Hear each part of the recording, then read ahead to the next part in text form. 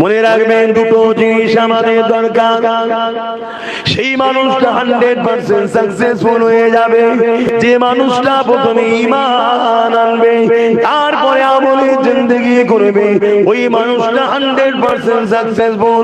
যে মানুষটা ঈমান এনেছে, আমলে ঘাটতি হয়ে গেছে, ওই মানুষটাও সাকসেসফুল, কিন্তু 100% সাকসেসফুল নয়। অপরদিকে আরেকটা মানুষ আমলে জিন্দেগি অনেক করেছে, কিন্তু ঈমান আনতে পারেনি, ওই মানুষটা সাকসেসফুল। সেই মানুষটা কখনো কামিয়াবি হতে পারবে না। এ যুবকেরা, তরুণেরা, বাপেরা, আল্লাহ যাদেরকে বিয়া করেছে, আল্লাহ যাদেরকে মহব্বত করেছে, আল্লাহ যাদেরকে আপন করে নিয়েছে, সেই পেয়ারা বান্দা বান্দীদের সঙ্গে দুশমনি রাখলে হবে না। কেন আল্লাহ পাক জানিয়ে দেয়, হাদিসে কুরসির মধ্যে বলে দিয়েছে, যারা আমার ওলি বান্দাদের সঙ্গে দুনিয়া জমিনে শত্রুতা রাখবে, আমি আল্লাহ কিয়ামতের দিনে তাদের সঙ্গে যুদ্ধে ঘোষণা দিয়ে দিলাম। অপর দিকে আল্লাহর মাহবুব বান্দা, আলেমে হাক্কানি বান্দা, আল উলামা ওয়ারাসাতুল আমবিয়া, নবীর ওয়ারিস যারা, এদের সঙ্গে যারা মহব্বত রাখবে, বন্ধুত্ব রাখবে, এদের সঙ্গে উঠা বসা করবে, এদের ডাকে সাড়া দেবে, এদের কথা মতো চলবে, এরা দিন অনুযায়ী যে রাস্তা বুঝাবে, ওই দিকে যারা হাঁটবে, কিয়ামতের দিনে আল্লাহ পাক যখন বিচারের দিন করবে, সুম্মা নুফিকা উখরা ফাইযা হুম কিয়ামুন ইয়ানজিরুন, ওই ময়দানে মাশরেতে, যে ময়দানে মাশরটা 50,000 বছরের একটা দিন হবে, কানা মিকদারু 50,000 সানাতে, ওই ময়দানে মাশরেতে আল্লাহ পাক সবাইকে যখন দাঁড় করাবে, জমিনটা তামা যেমন পুরে পুরে লাল হয়ে যায়, সূর্যের তাপে জমিনটা লাল হয়ে যাবে। ওই ময়দানে মাশরে আল্লাহ পাক আলেমে হাক্কানি ওলি মাহবুব বান্দাদের দিকে লক্ষ্য করে বলবে, আমার পেয়ারারা, আজকে দিনে তোমরা কেন দাঁড়িয়ে আছো? আমি আল্লাহ তোমাদেরকে ইজাজত দিয়ে দিলাম, তোমরা আমার পেয়ার জান্নাতে চলে যাও। আরো জোরে বলুন সুবহান। ভাই আবার দুজন মোবাইল নিয়ে বসে পড়লেন, কেন মোবাইল গুলো করছে? সামনে বসে আছি, দেখেন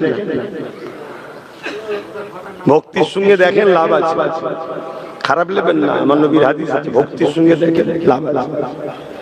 একটু সরে সরে আসেন না সামনে দিকে, যেগুলো আসছে পিছন দিক দিয়েই বসতে চাইছে, তাহলে আপনারা একটু আসেন, দেখতে মানার লাগবে। হুজুরের আলোচনা তো না, হুজুরের স্মৃতিতে করলেও আলোচনা তো কোরআন হাদিসেরই হবে।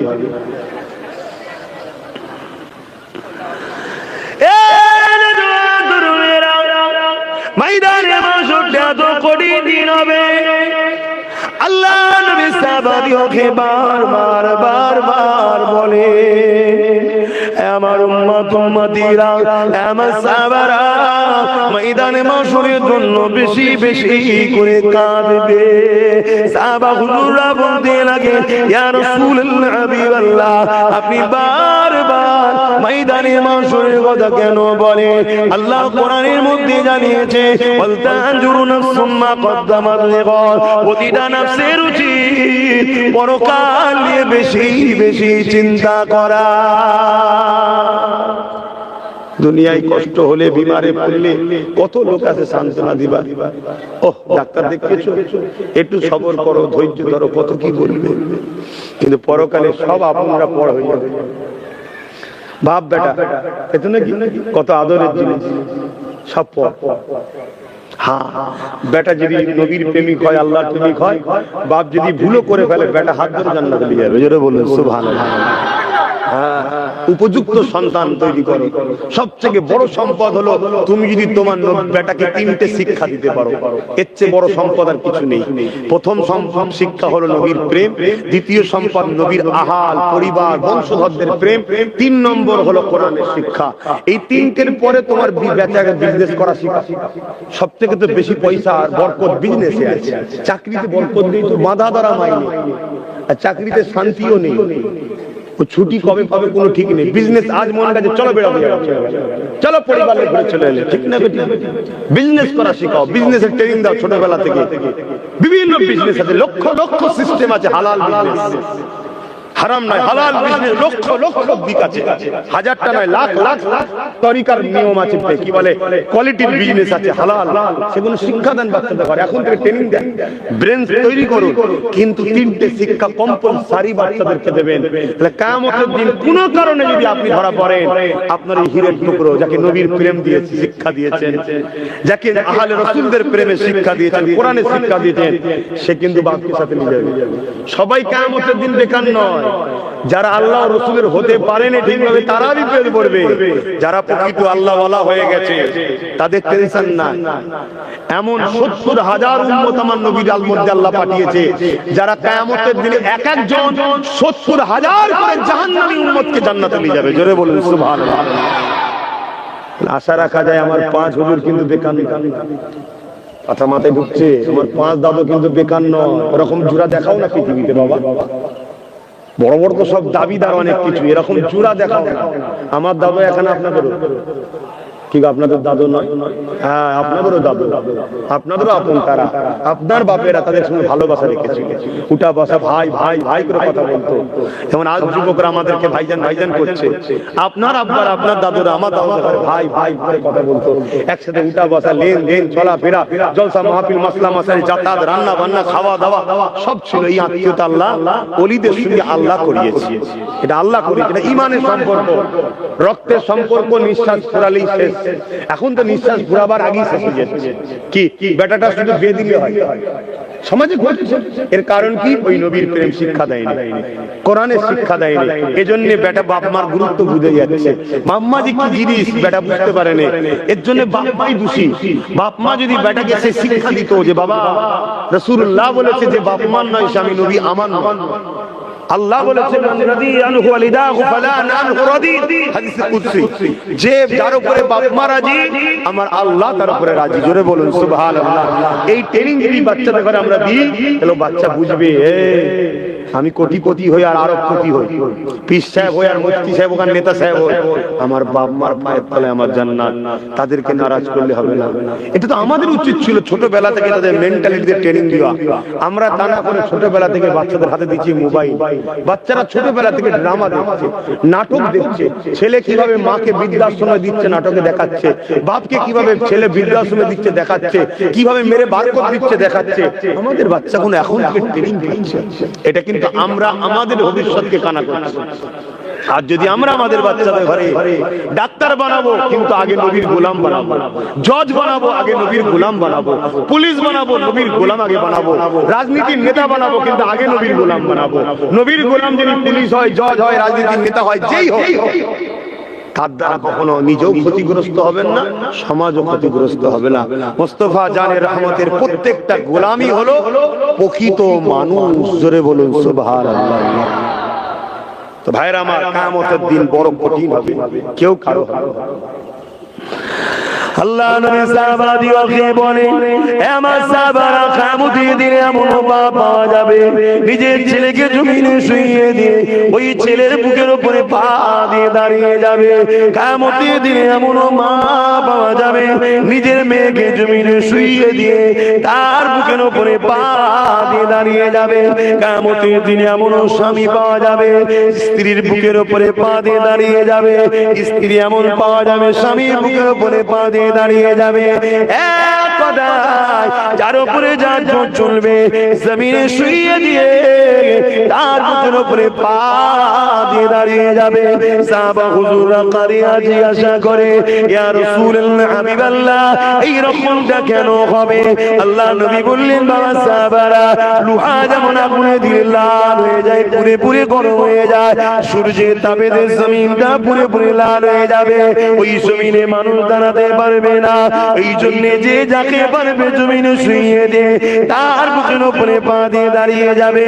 এ যুবকেরা, তরুণেরা, বাপেরা, এই দিনটা তোমার আমার কি হবে উপায়? এই দিন কি হবে?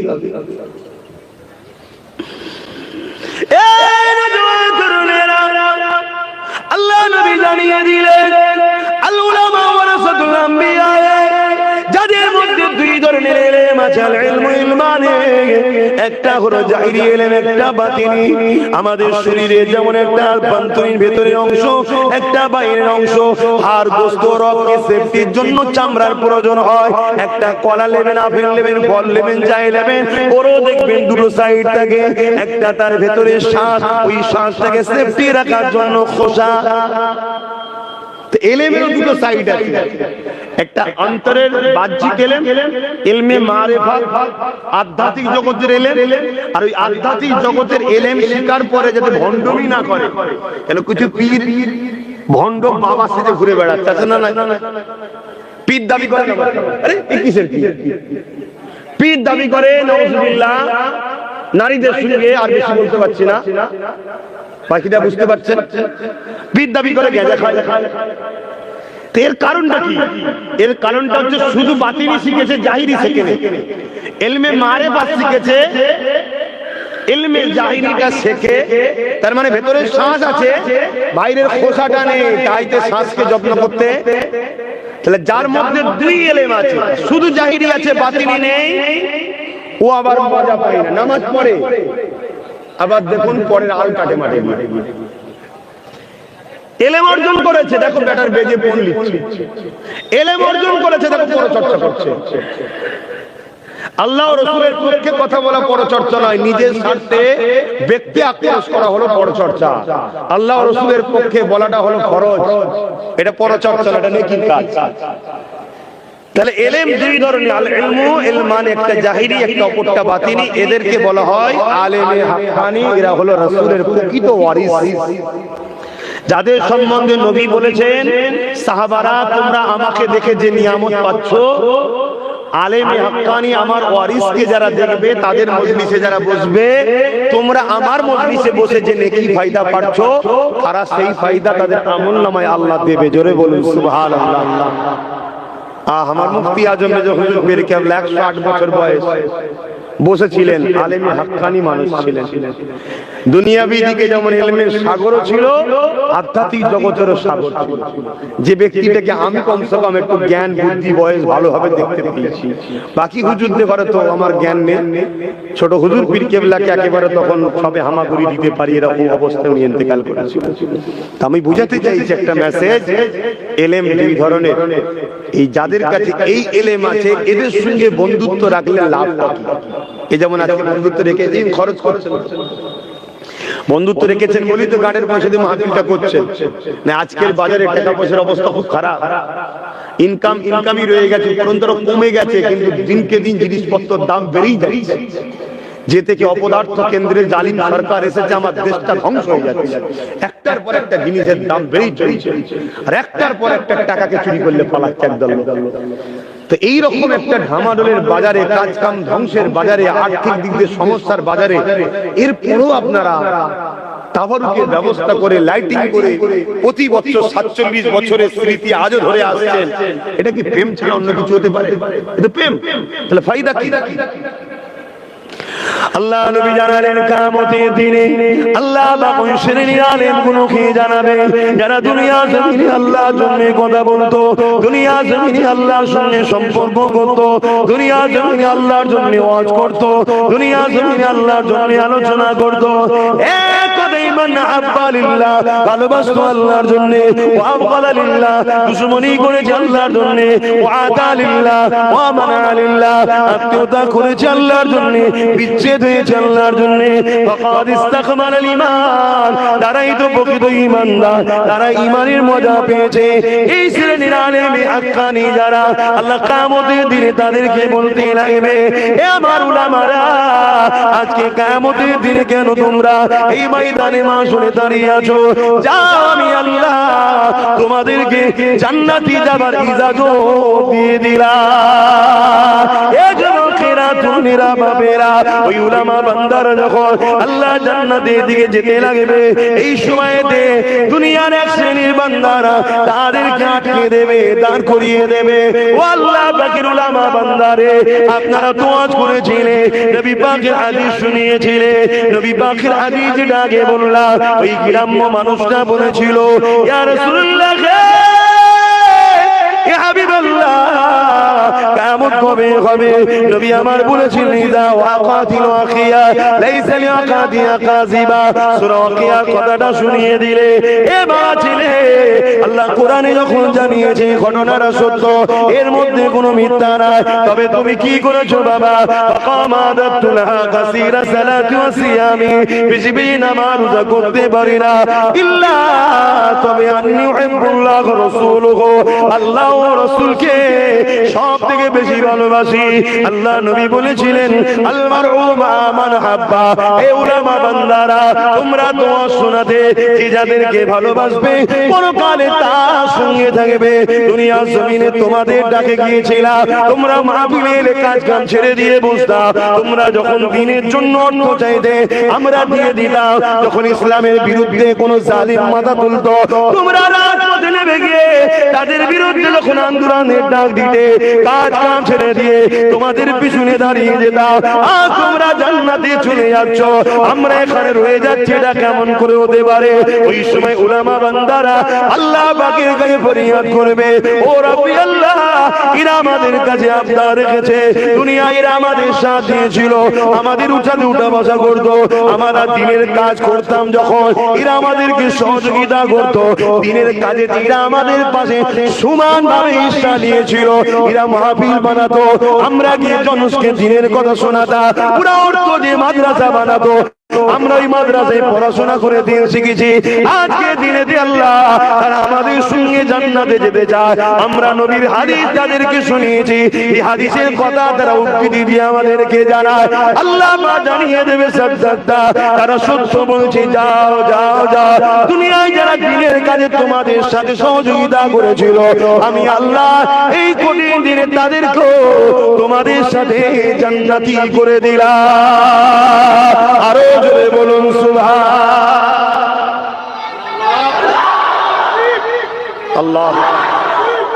মনে রাখবেন জান্নাত যাওয়া খুব কঠিন, কিন্তু আল্লাহকে যদি রাজি করতে পেরেছি তাহলে জান্নাত যাওয়া খুব সহজ। যেতে পারলাম, জান্নাত যাওয়া খুবই কঠিন, অত সহজ নয় বাপ, কিন্তু আল্লাহকে যদি রাজি করে দেওয়া যায় তাহলে জান্নাত যাওয়া। আমি ঠিকভাবে রাজি করতে পারিনি, কিন্তু যে রাজি করেছে তার সঙ্গে বন্ধুত্ব রেখেছে। কথা কিছু বুঝছেন? এমনকি আল্লাহ নবী বলছেন তোমরা আল্লাহ ওয়ালাদের সঙ্গে থাকবে, যদি তোমরা থাকতে নাও পারো, যারা আল্লাহ ওলিদের সঙ্গে বন্ধুত্ব করেছে তাদের সঙ্গে কমসে কম বন্ধুত্ব করো, কারণ এই চেনটা জান্নাতে যাবে। জোরে বলুন সুবহানাল্লাহ। অর্থাৎ আল্লাহর ওলি, আল্লাহর ওলির বন্ধু, আর ওই বন্ধুর সঙ্গে যে থাকবে সেও, এই তিনটে পার্ট ওলির খাতিরে, তারপরে দুটো জান্নাতে যাবে। জোরে বলুন সুবহানাল্লাহ। গল্প বলছি না, নবীর হাদিস বলছি। যিনি জান্নাত ঘুরে এসেছে, আর নবীর কওল তো সত্য, নবীর কওলকে কেউ যারা পরিমাণ সন্দেহ করলে তার তো ঈমান চলে যাবে, এবং ইসলামকে আপনি দাঁড় করাতে পারবেন না। ইসলাম তো নবীর জবানের উপরে, ইসলাম তো নবীর আখলাকের উপরে, নবীর কথাবার্তা কাজ কাম, এটাই তো ইসলাম। আম্মা জান আয়েশা সিদ্দিকা রাদিয়াল্লাহু তাআলা আনহার কাছে কিছু সাহাবা হুজুর গেলেন, ইয়া রাসূলুল্লাহ, হাবিব আম্মা জান, আমার নবী কেমন ছিলেন আমরা তো চিনতে পারি না। আম্মা জান আয়েশা সিদ্দিকা বললেন, কেন তোমরা কোরআন পড়োনি? 30 পারা কোরআন হলো মুহাম্মদ রাসূল। জোরে বলুন সুবহানাল্লাহ। অর্থাৎ মুহাম্মদ রাসূল যা কিছু করেছে কোরআন অনুযায়ী করেছে। এই কোরআন বুঝতে গেলে নবীর লাইফ স্টাইল, নবীর জীবনী দেখতে হবে। জোরে বলুন সুবহানাল্লাহ। তাই তো নবী বললেন প্রথম শিক্ষা হলো নবীর প্রেম ও আদর, দ্বিতীয় শিক্ষা আমি নবী আমার আহালদের প্রেম ও আদর, তৃতীয় শিক্ষা কোরআনের। আপনার মাথায় ঢুকতে পারে কোরআন আল্লাহর কথা, 3 নম্বরে চলে এলো, আরে কোরআনের মতো পাওয়ারটাকে রাখতে গেলে একটা শক্ত জায়গা দরকার, ঠিক না বেদি? তাই প্রথমে এই জায়গায় নবী ও নবীর আহালদের প্রেম দিয়ে জায়গাটাকে শক্তিশালী করো, তারপরে কোরআনের মতো জিনিসটাকে রাখো।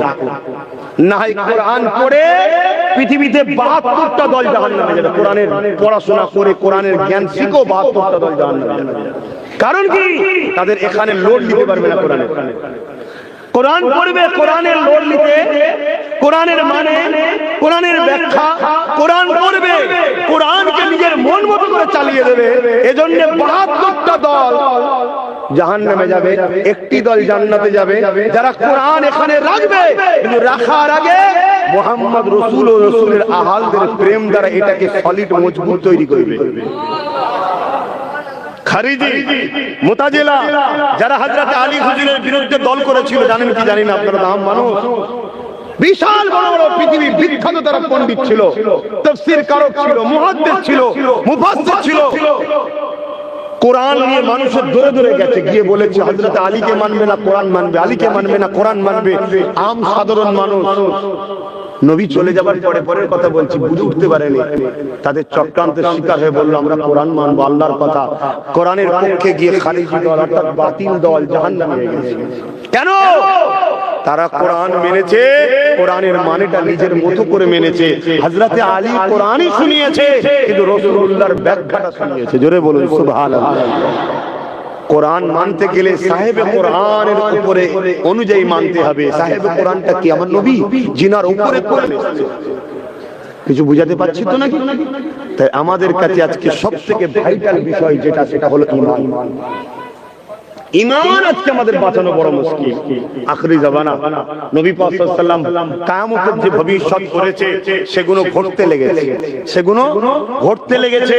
তাই নবী পাক এটাও বলেছে আখিরি জামানায় হাতের তালুতে আগুন রাখা থেকেও কষ্ট হবে ঈমান বাঁচানো। কি কষ্ট হবে? ঈমান বাঁচানো। ভাই হাতের তলায় কি আগুন রাখবেন? এক টুকরো আগুন হাতের তালুতে রাখতে পারবেন? এর থেকেও কঠিন ঈমান বাঁচানো। তার ছোট্ট একটা নমুনা বলে যাচ্ছে কেন নবী বলেছিলেন। একদিকে আমরা বেঁচে থাকি, কষ্টকে সহ্য করি, হকের পক্ষে লড়ি ঈমানের জোরে। কিসের জোরে? ঈমানের জোরে। একদিকে যেমন ঈমানকে লুটে নেওয়া হচ্ছে, অপর দিকে গায়ে জোর দিয়ে আমাকে ধর্ম থেকে সরানো হচ্ছে। তার প্রমাণ আমার ভারতবর্ষের উত্তরাখণ্ড, নাম শুনেছেন? আমার ভারতবর্ষের উত্তরাখণ্ডে অলরেডি ইসলামিক আইন ব্যান্ড হয়ে গেছে। আমাদের তো খেয়ালই নাই, আমাদের রুজি রোজগার, ব্যবসা বাণিজ্য, বউ ছেলে পুলে সংসার নিয়ে তো আমরা ব্যস্ত। উত্তরাখণ্ডে কেন্দ্র শাসিত বিজেপি সরকার অলরেডি ইউনিফর্ম সিভিল কোড চালু করে দিয়েছে, ইউসিসি চালু করে দিয়েছে, ইসলামী ল ব্যান্ড করে দিয়েছে। তার মানে আগামী দিন আপনি ধর্ম অনুযায়ী চলতে আর পারবেন না, চললে আপনাকে অ্যারেস্ট করা হবে, বন্দী করা হবে। যেমন চীনে কোরআনকে কিনে নেওয়া হচ্ছে, রোজা রাখতে দেয় না। যদি কেউ রোজা রাখে তার পাকে এরকম দড়ি বেঁধে দিয়ে, লাঠি বেঁধে বা রড বেঁধে দিয়ে তাতে ঝুলিয়ে তলায় আগুন ধরিয়ে দিচ্ছে, তার মাথায় আগুনের তাপ লাগছে। কেউ কষ্ট সহ্য করতে করতে রোজা ভেঙে ফেলছে, কেউ এই অবস্থায় মারা যাচ্ছে, কেউ আবার ইসলামকে ছেড়ে দিচ্ছে। কাল আমার আপনার উপরে এই দিনটা আসছে। এর জন্য সম্পূর্ণ যদি কেউ দোষী হয়, 100-র মধ্যে 100% দোষী আমার কওমের 100। যারা গাদ্দারি করেছে আমাদের সাথে, যারা আমাদের সাথে কি করেছে? গাদ্দারি করেছে। ভাষা খারাপ লাগলেও কিছু করার নেই। যারা ইসলাম বিদ্বেষী শাসকদের দালালি করে পাচেটা খেয়েছে, কখনো একবার বলেনি লোহা ছাড়া লোহা কাটা যায় না। এ কথা আমাদেরকে শেখায়নি। আজকে লাও এবারে কি সমস্যার মধ্যে পড়েছি। এরপরও আল্লাহ সাহায্য যদি পেতে চায়, যেটা দরকার সেটা কি বলুন? আল্লাহ সাহায্য যদি পেতে যায় কি দরকার? কথা বলবেন তো? ঈমান দরকার। কি দরকার? ঈমান দরকার। আমরা বলি না আল্লাহর রহমত ছাড়া বাঁচা যাবে না। আল্লাহর রহমতটা কি? কথা বলেন, আল্লাহর রহমতটা কি? সূরা আম্বিয়ার মধ্যে আল্লাহ বলছেন ওমা আরসালনাকা ইল্লা রাহমাতাল লিল আলামিন। আমি আল্লাহ আমার বন্ধুকে তামাম আলমের জন্য রহমত বানিয়েছি। আমার রহমত বানিয়েছি, আমি করে পাঠিয়েছি। তার মানে নবী ছাড়া বাঁচা যাবে? জোরে বলুন। কত ছলে ছলে কৌশলে আবার একদল লোক আমাদেরকে নবী ছাড়াচ্ছে। কোন ওয়াজ করব আপনাদের? আবার একদল আমাদেরকে নবী ছাড়াচ্ছে। আল্লাহ নবী জানিয়ে দিলেন উলামা দুই ধরনের হবে, খায়রুল উলামা, শাররুল উলামা, ভালো উলামার মন্দ উলামা, ভালো উলামা চিনবেন কি করে, মন্দ উলামা চিনবেন কি করে? দুজনের মধ্যেই কোরআনের জ্ঞান থাকবে, দুজনের মধ্যেই হাদিসের জ্ঞান থাকবে, দুজনেরই মসজিদ থাকবে, দুজনেরই মাদ্রাসা থাকবে, দুজনরাই নামাজ পড়বে, দুজনেরই মুখে দাড়ি থাকবে, দুজনেরই মাথায় টুপি থাকবে, দুজনই বলবে আমি কোরআন হাদিস মানি, দুজনই আল্লাহ রাসূলের কথা শোনাবে। এই যুবকেরা তরুণেরা, আখিরি জামানা দুনিয়া আমাদেরকে মিটিয়ে দিতে চাইছে, দুনিয়া আমাদের মা বেটিদের ঘরে তাদের রাখাল বানাতে চাইছে, দুনিয়া আমাদের ঘরে হত্যা করে দিতে চাইছে। আমার মহান মাতৃভূমি ভারতে, যেটা সর্বধর্মের দেশ, সেই দেশে প্রকাশ্য ঘোষণা করা হচ্ছে হারালো অস্ত্র বাড়ি বাড়ি রাখো, হারালো অস্ত্র বাড়ি বাড়ি রাখো। সেই দেশে প্রকাশ্য ঘোষণা করা হচ্ছে ইসলামকে মিটিয়ে দিতে হবে, মোল্লাদেরকে কেটে ফেলতে হবে। এই যুবকেরা তরুণেরা বাপেরা, এখন কি আমাদের ঘুম ভাঙবে না? এখন কি আমরা বুঝবো না? এখন কি আমরা জেগে উঠবো না? আমাদের বাচ্চাগুলোর জন্য কি এখনো ভাববো না? এ থেকে বাঁচার উপায় প্রথম নম্বর, আল্লাহ নবীর উপরে প্রেম ও আদব নিয়ে আসো এবং আল্লাহকে ভয় করো। আল্লাহ ছাড়া দ্বিতীয় কাউকে ভয় করবেন না।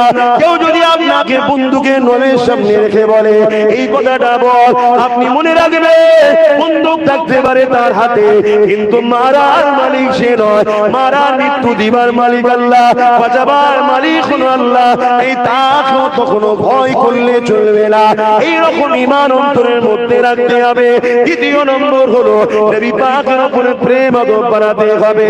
এই যুবকেরা তরুণেরা, পৃথিবী জুড়ে যারা আমাদেরকে মিটাতে চায় কোটি কোটি ডলার টাকা দিয়ে আমাদেরকে মিটাবার জন্য উলামা ছদ্মবেশে, মুফতি নামে, বক্তা নামে, আলেম নামে, পীর নামে, পীরজাদা নামে সমাজের বুকে ছেড়ে দিয়েছে, যারা কিনা আমাকে কোরআন হাদিসের জ্ঞান দিবার নামে রাসূলুল্লাহর প্রেম আদব থেকে সরাবার চেষ্টা করছে। শুনছেন তো নাকি আপনারা? আমি চেষ্টা করছি যাতে কমসে কম আপনাদের ঈমানটা মজবুত হয়ে থাকে। আমি আবার বলছি, সংখ্যা মাইনে রাখে না। ইসলাম বা আমরা কখনো বোম, বন্দুক, অস্ত্র, হাতিয়ার দ্বারা কামিয়াবি হইনি। আমরা যতবার কামিয়াবি হয়েছি সিনার পাহাড়ে কামিয়াবি হয়েছি। যে দিলে ঈমান নাই, যে দিলে আল্লাহর ভয় নেই, নবীর প্রেম আদব নেই, সে কখনো দুনিয়াতেও কামিয়াবি নয়, আখিরাতেও কামিয়াবি নয়। আরেকটু আগিয়ে আগিয়ে আসতে হবে, জায়গা হচ্ছে না। একটু সরে সরে আসে, সরে সরে আসে। আর দরজা দিবার দরকার নেই, কি মজলিস তো আল্লাহ কারে পড়ে গেছে, আর দরজা দিবার দরকার নেই। হ্যাঁ, সরে সরে আসেন না একটু। দরুদ শরীফ আল্লাহুম্মা সাল্লি আলা, সরে আসে। কত শুনতে হয়? আমি তোমায় জাহান্নামে রাখিনি, জান্নাতে রাখছি। এই মোবাইল ওয়ালা, এ কি খবর? ভেতরে আসো, জায়গা করে দিচ্ছি, চলে আসো। আরো সরে সরে। আল্লাহুম্মা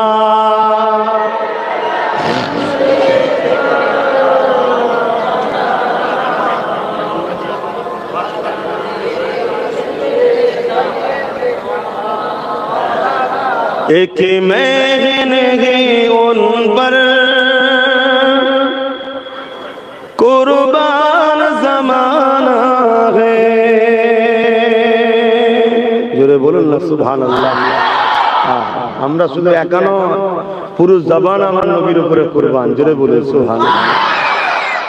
আমার নবী ইশারা করেছে আকাশের চাঁদ কুরবান হয়ে গেছে, দু টুকরো করেছে নিজেকে। জোরে বলুন সুবহানাল্লাহ। আশরাফুল মাখলুকাত হয়ে আমরা নবী ভুলে গেলাম, ধ্বংসের কারণ আমাদের এটাই। এক মেহনে উন পর কুরবান জমানা হে, এক মেহনে উন পর কুরবান জমানা হে, এক মেহনে उन पर कुर्बान जमाना है, जो रब दो आलम का, जो रब दो आलम का महबूब गाना है। एक महने उन पर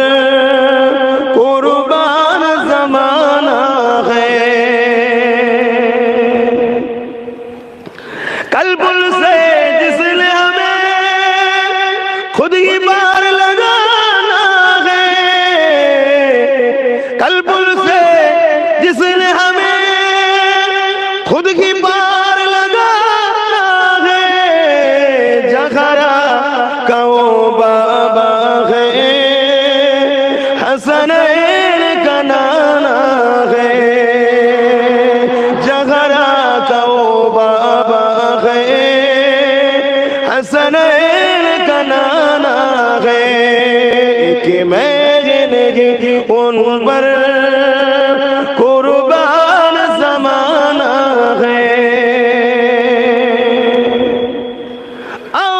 दरे जहरा पर সবাইকে বলা হচ্ছে যে চলো হযরতে খাতুনে জান্নাতের দরবারে। কেন?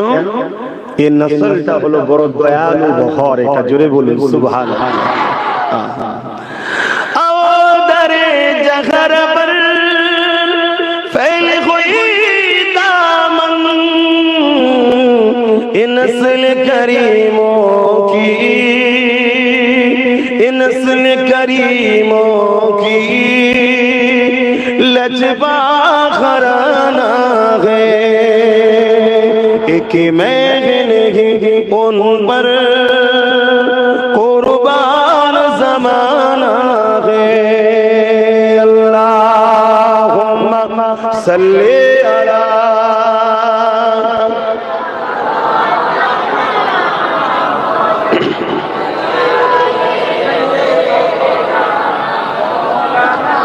আমার বাপ জানেরা, আমি যে কথা বুঝাচ্ছিলাম এই দুনিয়াটা বড় এখন কঠিন, এখন ঈমান বাঁচানো বড় মুশকিল আমাদের জন্য। আল্লাহ নবী বললেন মসজিদ ভর্তি নামাজি থাকবে, একটা কেউ ঈমানদার থাকবে না। হায় হায় হায় কি সময়! আমরা ইসলামের প্রকৃত মানে প্রকৃত উদ্দেশ্যটাই ভুলে গেলাম। ইসলাম দুটো প্ল্যাটফর্মের উপরে রয়েছে, দুটো পার্টি। এটা রেল বা ট্রেন চলতে গেলে যেমন দুটো লাইন থাকে, ইসলাম নামের রেল বা ট্রেন বুঝাবার জন্য বলছি দুটো পার্টির উপর দিয়ে চলে। কুনতুম খায়রা উম্মাতিন উখরিজাত লিন-নাস তা'মুরুনা বিল মা'রুফ ওয়া তানহাউনা আনিল মুনকার। অন্যায়কে মিটাও, ন্যায়কে প্রতিষ্ঠিত করো, এটা হলো ইসলাম। আজকে আমরা অন্যায় দেখে চুপ থাকি। ঈমানের নমুনা হলো অন্যায় দেখলে এসে প্রতিবাদ করবে। আমার ভারতবর্ষের পশ্চিম বাংলায় আমরা দেখেছি অন্যায় হলেই, বিশেষ করে রাসূল ইসলামের বিরুদ্ধে কোনো কথা হলে লাখ লাখ মানুষ রাস্তায় নেমে প্রতিবাদ করে। কিন্তু রিসেন্ট একজন বক্তব্য দিল, দেখলাম এক হাতে কোরআন হাদিস, এক হাতে তরোয়াল নিয়ে ইসলাম প্রচার করেছে আমার নবী। এত বড় একটা অশিক্ষিত ইসলাম বিরোধী কথা বললো, কোনো প্রতিবাদ হয় না। এ থেকে প্রমাণ হচ্ছে আমাদের ঈমান ধ্বংসের দিকে। আর এগুলো চেক করে ওরা, এগুলো বারবার বলে চেক করে এদের কাছে অস্ত্র আছে কিনা, এদের কাছে সিনার পাওয়ারটা আছে না শেষ। কেন সিনার পাওয়ার এত বড় পাওয়ার, পারমাণবিক শক্তির থেকেও বড় পাওয়ার হলো ঈমানের পাওয়ার। জোরে বলুন সুবহানাল্লাহ। কারণ ইতিহাস তার প্রমাণ দিচ্ছে 850 বছর আগে বাগদাদের বুকে আগুন চলে গেছে। ওই বাগদাদে আমেরিকা হাজারো পারমাণবিক বোমা, হাজারো মিসাইল, হাজারো বোম বন্দুক, হাজারো বোম ফেলেছে, তারপরেও কিন্তু একটাও ফাটেনি। কেন? ওখানে একজন সিনার পাওয়ার ওয়ালা শুয়ে আছে, যিনি হলেন আওলাদের রাসূল গাউস পাক বড় পীর। জোরে বলুন সুবহানাল্লাহ। আমাদেরকে বারবার টিকা দিয়ে পরীক্ষা করে। নবীর বিরুদ্ধে কথা হবে, মুসলিম যদি প্রতিবাদ না করে জেনে নিতে হবে মুসলমানের ঈমান গেছে। এজন্য বারবার ওরা বলে পরীক্ষা নেয়, টেস্ট করে যে বেঈমানের সংখ্যা বাড়লো না ঈমানদারের সংখ্যা এখনো বেড়ে আছে। কিন্তু আজ বড় দুঃখের বিষয়, আমার ভয় হচ্ছে ওদের রেডারে ধরা পড়ছে যে বেঈমানের সংখ্যা বেড়ে গেছে। দাঁড়িয়ে আছে, টুপি আছে, নামাজি আছে, মসজিদ আছে, মাদ্রাসা আছে, সব আছে, ঈমানদার কোটি কোটি মুনাফিক মুসলমান নিয়ে কখনোই কামিয়াবি নেই। একটা মঈনুদ্দিন আজমিরিতেই কামিয়াবি আছে। জোরে বলুন সুবহানাল্লাহ। ঈমান। আল্লাহ নবী তাই বললেন আখিরি জামানায় আমার উম্মত আবিদাদের মধ্যে ৭৩ দলে বিভক্ত হয়ে যাবে, ৭২ দল জাহান্নামী হয়ে যাবে, একটি দল জান্নাতি হবে। সাহাবা হুজুররা বলতে লাগলেন ইয়া রাসূলুল্লাহ হাবিবাল্লাহ ওই 72 দলে কি নামাজ থাকবে না? আল্লাহ নবী বললেন থাকবে। রোজা থাকবে না? নবী বললেন থাকবে। হজ থাকবে না? নবী বললেন থাকবে। দাড়ি টুপি জুব্বা পাগড়ি কি থাকবে না? হ্যাঁ থাকবে। আলেম কি থাকবে না? হ্যাঁ থাকবে। কোরআনের জ্ঞান কি থাকবে না? হ্যাঁ থাকবে। হাদিসের জ্ঞান কি থাকবে না? হ্যাঁ থাকবে। তারপরেও তারা জাহান্নামী হয়ে যাবে। ইয়া রাসূলুল্লাহ হাবিবাল্লাহ কারণটা কি হবে নবী আমার জানিয়ে দিলে। আর একটাই কথা নবী বললে, তাদের অন্তরে তাদের হৃদয়ে আমি রাসূলুল্লাহ আমার খাইয়া থাকবে না, নামাজ থাকবে, রোজা থাকবে, দাড়ি থাকবে, কোরআনের শিক্ষা, হাদিসের শিক্ষা সব কিছু থাকবে। তারা কোরআন পড়বে। সাহাবারে তোমাদের কোরআন পড়ার সঙ্গে তাদের কোরআন পড়ার যদি কম্পিটিশন করা হয়, এ সাহাবারে তাদের কোরআন পড়ার কাছে তোমাদের কোরআন পড়াটা হাকির হবে, ছোট হয়ে যাবে। তারা এত সুন্দর করে কোরআন পড়বে, তাদের রুকু, তাদের সিজদা, এ সাহাবা তোমাদের সঙ্গে কম্পেয়ার যদি করা হয় তাদেরটা শ্রেষ্ঠ মনে হবে। তাদের রোজার সঙ্গে তোমাদের যদি কম্পেয়ার করা হয় তাদেরটা শ্রেষ্ঠ মনে হবে। যে সাহাবাদিগকে নবী পাক শিক্ষা দিয়েছে, যারা নবীদের পরে সম্মানিত সেই সাহাবাদিগকে বলছে তাদের সঙ্গে তোমাদের কম্পেয়ার করলে তাদেরটা শ্রেষ্ঠ মনে হবে। এত কিছু থাকার পরও তারা জাহান্নামী জাহান্নামী জাহান্নামী। ইয়া রাসূলুল্লাহ কেন কেন? নবী বললেন তাদের অন্তরে আমি রাসূল আমার হাইয়া থাকবে না, আমার প্রেম থাকবে না, আমার আদব থাকবে না। তাই আজকে তোমাদেরকে আপনাদেরকে জানিয়ে দিই, নামাজ থেকে ছুটলে হবে না, রোজা থেকে ছুটলে হবে না, মসজিদ বানিয়েছে কটা দেখলে হবে না, মাদ্রাসা বানিয়েছে কটা দেখলে হবে না, দাড়ি কত বড়, টুপি কত বড়, এ হজ করেছে এটা থেকে ছুটলে হবে না। এ কোনো দ্বিতীয় অপশন, প্রথম নম্বর দেখতে হবে তার হৃদয়ে আমার নবী কোন জায়গায় আছে। সে আমার নবীর আজমত সম্বন্ধে, আমার নবীর মাকাম সম্বন্ধে, আমার নবীর রিফাত সম্বন্ধে, আমার নবীর শান সম্বন্ধে, আল্লাহ যে আমার নবীকে সম্মানিত করেছে এই জায়গাতে তার আখিরা কোথায় রয়েছে? দাড়ি রয়েছে, টুপি রয়েছে, মসজিদ রয়েছে, মাদ্রাসা রয়েছে, কিন্তু জবান দিয়ে আমার নবীকে কষ্ট দেওয়ার কথা বলে, আল্লাহ নবীকে মরা বলে, আমাদের মতো মানুষ বলে আল্লাহ নবীর ইলম কালামে কম ছিল বলে, ইলমে গায়েব জানে না বলে, রাসূল আবাদ আসা জানে না, অক্ষর জ্ঞান জানে না, রাসূলুল্লাহ ভুলে যায়। এই যুবকেরা নবী 40 বছর আগে নবুয়ত পায়নি, নবী ছিল না, নবী পাক গরু ছাগল চড়াতো, রাখাল ছিল, নবীরা ভিখারি ছিল। এই ধরনের কুফরি কথা যে বক্তার মুখে পাবে, যে আলেমের মুখে পাবে, সে যত বড় পীর দাবি করো, যত বড় মুফতি মাওলানা দাবি করো, যত বড় মাদ্রাসা তৈরি করেছে, মসজিদ তৈরি করেছে, আল্লাহর কোরআন অনুযায়ী, নবীর হাদিস অনুযায়ী সে একজন মুনাফিক। আর মুনাফিকের ঠিকানা হলো সবথেকে নিকৃষ্ট জাহান্নামী। এরা হলো এই 72 দল যাদের লক্ষ্য হলো একটাই, আমেরিকা, ব্রিটেন, ফ্রান্স, বিদেশিদের ডলার নিয়ে আমার নবীর উম্মতদের ঈমানকে চুরি করে নেয়া, সিনার পাওয়ারটাকে বার করে না। তাহলে এদের সংখ্যা যতই থাকুক না কেন, এরা ভাই ভাই খুনোখুনি করে শেষ হয়ে যাবে, এদেরকে নিয়ে কোনো চিন্তা করতে হবে না। আর যদি সিনার পাওয়ার থাকে, এক খালেদ বিন ওলীদ 125টা লড়াই করেছে আমার নবীর পক্ষে দাঁড়িয়ে, ঈমানের পাওয়ারে 125টা লড়াইতে আল্লাহ তিনাকে বিজয় দিয়ে দিয়েছে। ঈমানের পাওয়ার যদি থাকে, সালাউদ্দিন আইবি তৈরি হয়ে যাবে। এক সালাউদ্দিন আইবি 12,000 সৈন্য নিয়ে মসজিদে আকসাকে বাঁচাবার জন্য, সেলিবিয়াদের 4 লক্ষ সৈন্য ছিল।